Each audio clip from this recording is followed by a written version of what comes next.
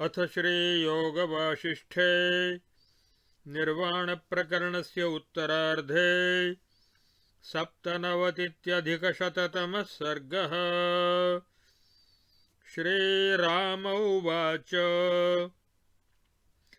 तथा कुरु मुनिश्रेष्ठ यथा वैवधिकक्रमम् असन्देहमिमं सम्यक् अवगच्छामि मानद।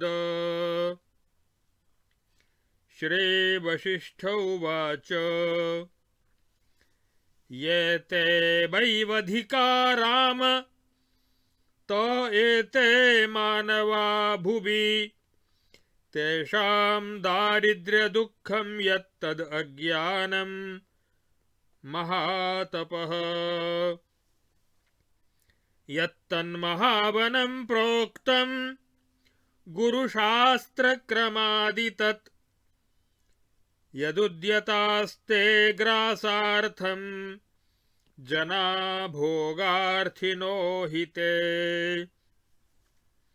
भोगौघाः सिद्धिमायान्तु मम निष्कृपणो जनः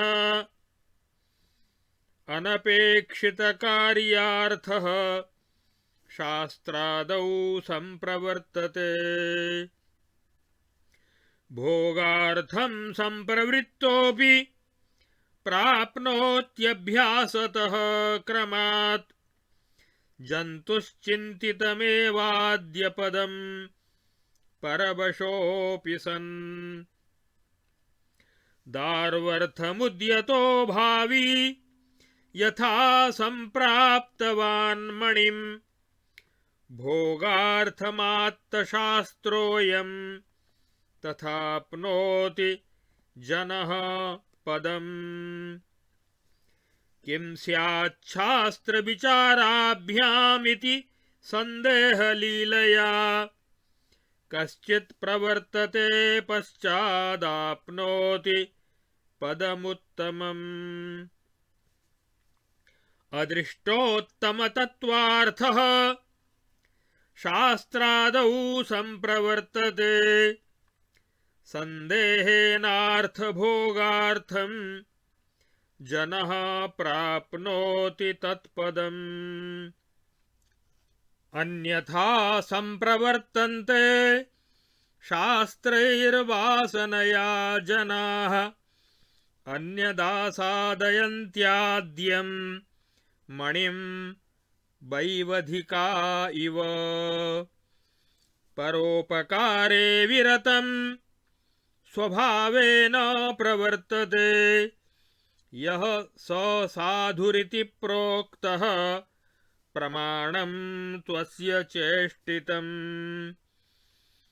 साध्वाचारवशाल्लोको भोगसम्प्राप्तिशङ्कया सन्देहश्चाप्यतत्त्वज्ञः शास्त्रादौ संप्रवर्तते।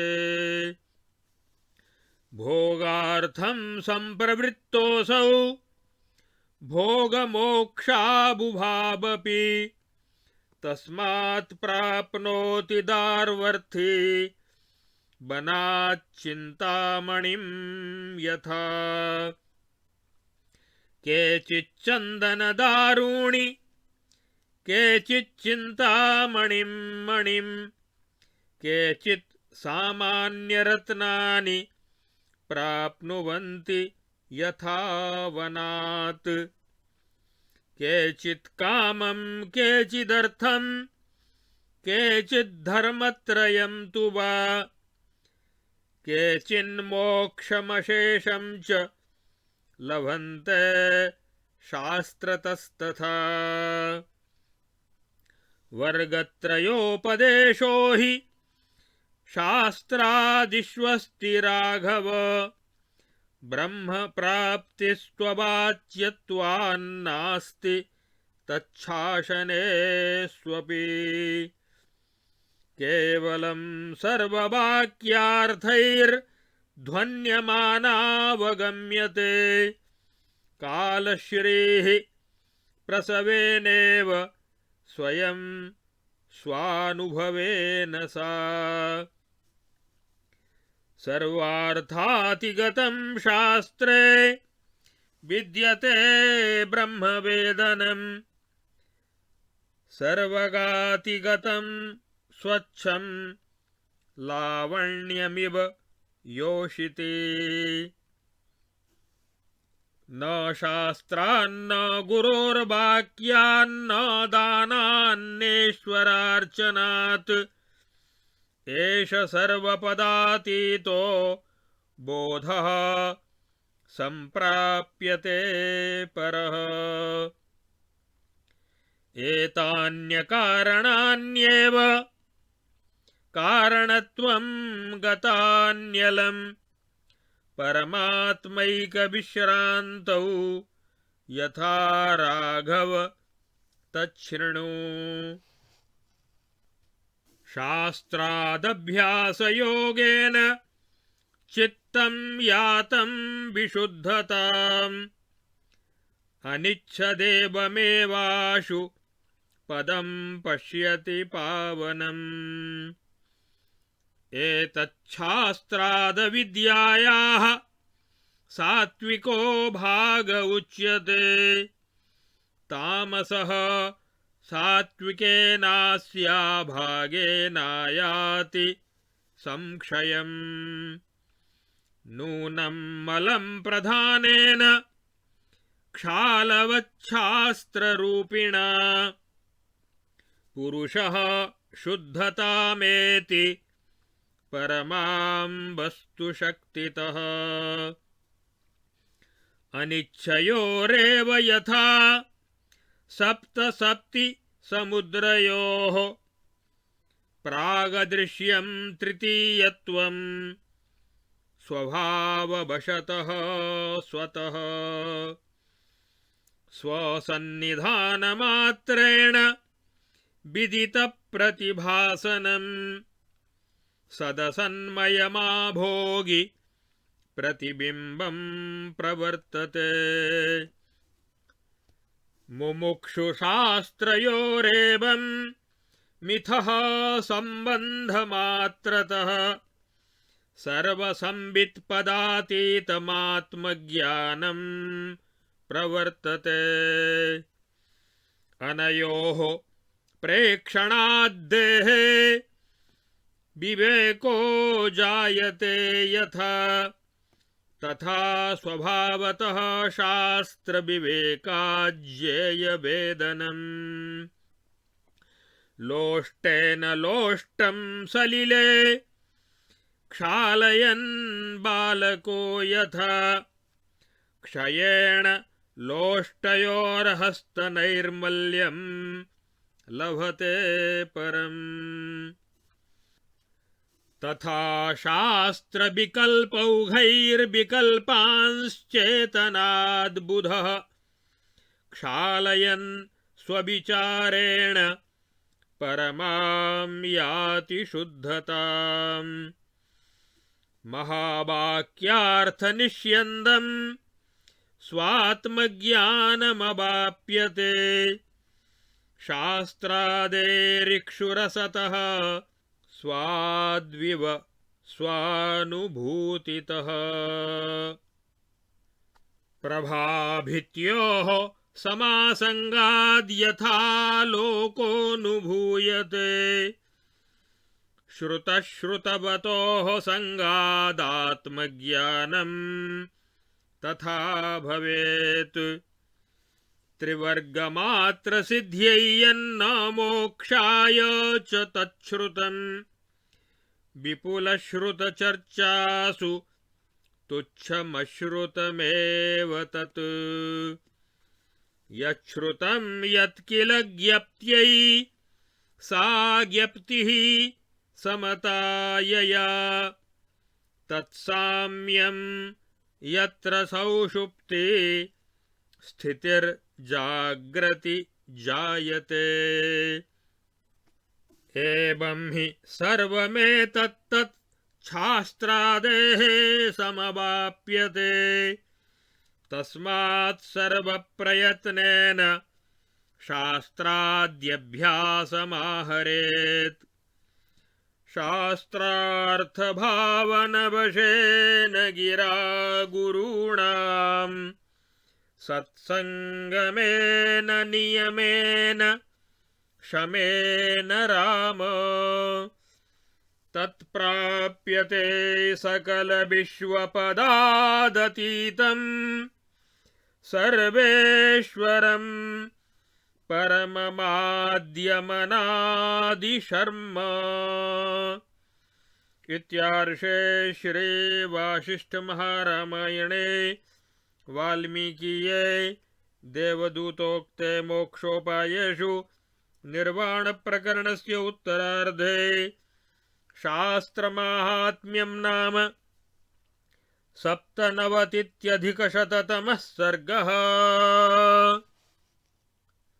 अब आगे इस योग वासिष्ठ महारामायण के निर्वाण प्रकरण के उत्तरार्ध के 197वें सर्ग में, जो पिछले सर्ग में कीरकोपाख्यान बताया गया था, कीरक देश में रहने वाले लकड़हारों को वन में ढूंढते ढूंढते अंत में चिंतामणि प्राप्त हो गई थी।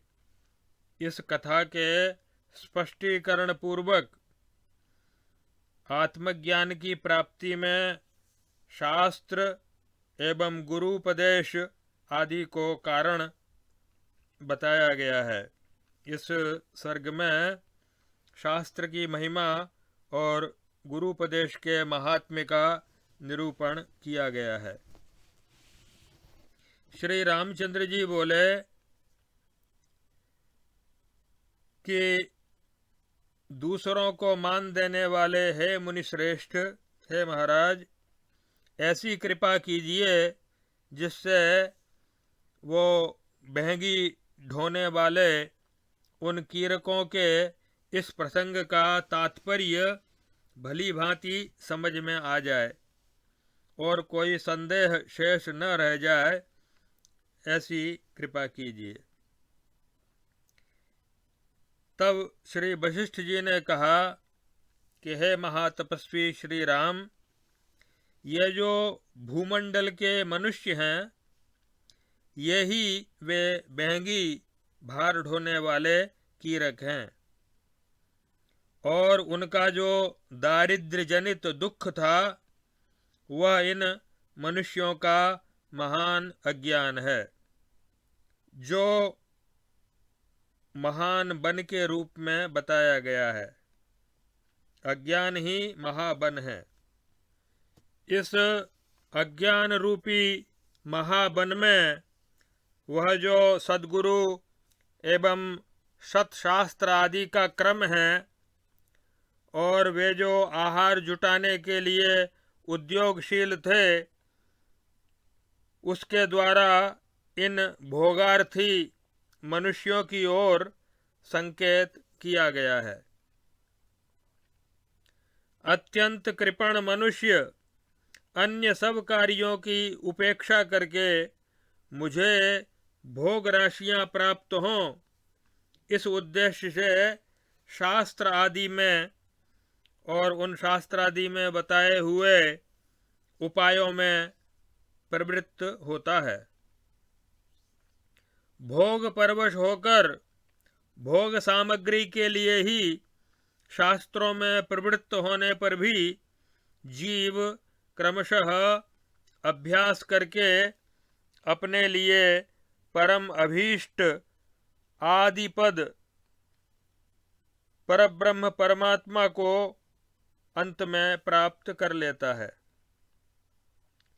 जैसे लकड़ी के लिए उद्यत हुए वे भारवाहक अंत में मणि को प्राप्त कर लेते हैं, वैसे ही भोग संग्रह के लिए शास्त्र में प्रवृत्त हुए मनुष्य भी निष्काम भाव से शास्त्रोक्त साधनों का अनुष्ठान करके परम पद को प्राप्त कर लेते हैं। कोई कोई यह सोचकर कि देखूं तो शास्त्र और विवेक विचार से क्या लाभ होता है। इस प्रकार संदेह युक्त अथवा कौतूहलवश शास्त्रों में प्रवृत्त होता है और फिर तदनुकूल साधन करके उत्तम पद को प्राप्त कर लेता है। जिसे परब्रह्म रूप उत्तम तत्व का साक्षात्कार नहीं हुआ, वह पुरुष धन और भोग के लिए संदेह पूर्वक शास्त्र आदि में प्रवृत्त होता है, और जब उसे अभीष्ट वस्तु की प्राप्ति होने से शास्त्र आदि पर पूरा विश्वास हो जाता है, तब तदनुकूल पारमार्थिक साधनों का आश्रय लेकर वह उस परम पद को भी प्राप्त कर लेता है। लोग अपनी वासना के अनुसार किसी और ही प्रकार के फल की आशा से शास्त्रोक्त साधनों में प्रवृत्त होते हैं, परंतु बहंगी ढोने वाले कीरकों की तरह, जैसे उन कीरकों को मणि मिल गई, वैसे ही उन्हें भी और ही कोई अभीष्ट उत्कृष्ट फल अर्थात मोक्ष की प्राप्ति हो जाती है। जो स्वभाव से ही निरंतर परोपकार में लगा होता है, वह साधु कहा गया है। उसकी चेष्टा, उसका आचार व्यवहार सबके लिए प्रमाण होता है। साधु पुरुषों के सदाचार से प्रेरित होकर ही अज्ञानी लोग शास्त्रोक्त फल में संदेह रहते हुए भी भोग प्राप्ति की आशा से शास्त्र आदि में प्रवृत्त होते हैं। भोग के लिए शास्त्रोक्त कर्म में प्रवृत्त हुआ पुरुष उससे भोग और मोक्ष दोनों प्राप्त कर लेता है। जैसे लकड़ी की इच्छा रखने वाले कीरक को वन से अंत में चिंतामणि प्राप्त हो गई थी, जिस प्रकार वन से किसी को चंदन काष्ठ, किसी को साधारण रत्न और किसी को चिंतामणि मिल जाती है, उसी प्रकार शास्त्र से कोई काम, कोई अर्थ और कोई धर्म, और कोई धर्म अर्थ काम, इन तीनों को, और कोई संपूर्ण मोक्ष को प्राप्त कर लेते हैं। मनुष्याणां सहस्रेषु कश्चिद् यतति सिद्धये, यततामपि सिद्धानां कश्चिन्मां वेत्ति तत्वतः। हे रघुनंदन, शास्त्र आदि में त्रिवर्ग अर्थात धर्म, अर्थ और काम, इन तीन का ही मुख्य उपदेश है। ब्रह्म प्राप्ति तो वाणी का विषय ही नहीं है, इसलिए ब्रह्म का प्रतिपादन करने वाले शास्त्रों में भी पद और वाक्यों की मुख्य वृत्ति से उसका निरूपण होना संभव नहीं हो सकता। उसका निरूपण संभव ही नहीं हुआ है। जैसे बसंत आदि ऋतुओं की शोभा उनके द्वारा लाए हुए फूल, फल और पल्लव आदि की उत्पत्ति से सूचित होती हुई स्वयं अपने अनुभव से ही प्रतीत होती है, उसी प्रकार ब्रह्म की प्राप्ति शास्त्र के संपूर्ण वाक्यार्थों से व्यंजनावृत्ति द्वारा ध्वनित होती हुई फिर अंत में केवल अपने अनुभव से ही जानी जाती है। जैसे किसी सुंदरी युवती में मणि, दर्पण और चंद्रमा आदि इन सब से बढ़कर स्वच्छ लावण्य उपलब्ध होता है, वैसे ही यद्यपि शास्त्र में धर्म आदि तीनों वर्गों से उत्कृष्ट ब्रह्म ज्ञान विद्यमान है, तथापि समस्त पदों से परे जो परम बोध है वह यह अश्रद्धालु मनुष्य को न तो शास्त्र से प्राप्त होता है और न गुरु के उपदेश वाक्य से ही समझ में आता है, और न दान से और न ईश्वर के पूजन से ही प्राप्त होता है। नायमात्मा बलहीनेन लभ्यो न मेधया न बहुना श्रुतेन यमेवैष वृणुते तेन लभ्यः तस्यैष आत्मा विवृणुते तनुं स्वाम। इसलिए हे रघुनंदन, ये शास्त्र आदि यद्यपि अश्रद्धालु को ब्रह्म प्राप्ति कराने में कारण नहीं है, तथापि श्रद्धालु को एकमात्र परमात्मा में विश्राम प्राप्त कराने के लिए पूर्णतः कारण बन जाते हैं। श्रद्धावान लभते ज्ञानम तत्परः संयतेन्द्रियः ज्ञानम लब्ध्वा पराम शांतिमचिरेणाधिगच्छति। अब ये सब कैसे होता है सो बताया जाता है, सुनो। शास्त्र का बारंबार अभ्यास करने से श्रद्धालु का चित्त विशुद्ध हो जाता है और फिर तब वह अनायास ही शीघ्र ही उस पावन परम पद का साक्षात्कार कर लेता है। सत्शास्त्र से अविद्या का सात्विक भाग उन्नत बनाया जाता है और उस सात्विक भाग से इसका तामसिक भाग क्षीण हो जाता है।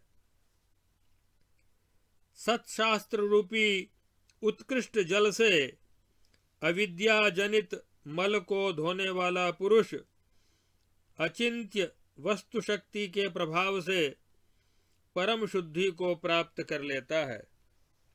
जैसे ईख के रस से अपने ही अनुभव से स्वादिष्ट माधुर्य की उपलब्धि होती है, उसी प्रकार सत्शास्त्र और सद्गुरु के उपदेश रूप उपाय से तत्वमसि आदि महावाक्यार्थ का सार रूप आत्मज्ञान प्राप्त होता है। जैसे आकाश में आलोक के सब ओर फैले रहने पर भी प्रभा और दीवाल के संग से ही वह सुस्पष्ट रूप से अनुभव में आता है, उसी प्रकार महावाक्य के श्रवण और उसके अधिकारी पुरुष के योग से ही आत्मज्ञान का अपरोक्ष अनुभव होता है। वेदांतानाम शेषाणाम आदिमध्यावसानतः ब्रह्मात्मन्येव तात्पर्यम् इति धीः श्रवणं भवेत्। और वही शास्त्र श्रवण सफल है जिससे ज्ञान प्राप्त होता है, वही ज्ञान सफल है जिससे समता प्राप्त होती है, और वही समता सफल है जिससे जागृत होने पर जागृत अवस्था में भी सुषुप्ति के जैसी सुषुप्ति के भांति परमात्मा के स्वरूप में निर्विकल्प स्थिति हो जाती है। इस प्रकार यह सब कुछ सत्शास्त्र एवं सद्गुरु के उपदेश आदि से प्राप्त हो जाता है। इसलिए पूरा प्रयत्न करके सत्शास्त्र आदि का अभ्यास करना चाहिए।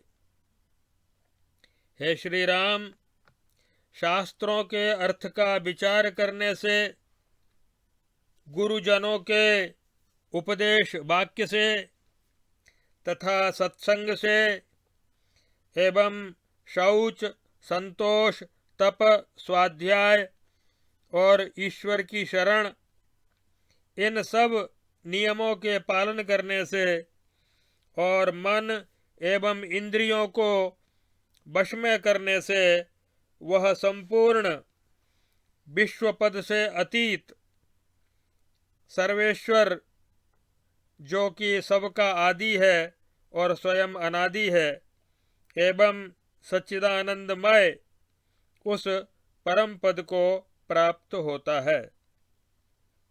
शास्त्रार्थ भावन वशेन गिरा गुरूणाम सत्संगमेन नियमेन शमेन राम तत्प्राप्यते सकल विश्वपदादतीतं सर्वेश्वरं परममाद्यमनादिशर्म। जागृत अवस्था को ही विश्व कहा गया है और विश्व पद से जो अतीत है, जो तुरीय है, जो जागृत स्वप्न सुषुप्ति अर्थात विश्व, तेजस और प्राज्ञ, इनसे अतीत जो तुरीय पद है, सकल विश्व पदादतीतम, उस सर्वेश्वरम परमम आद्यम और अनादिम, उसको प्राप्त करके शर्म अर्थात शांति, सुख, कल्याण को प्राप्त करता है।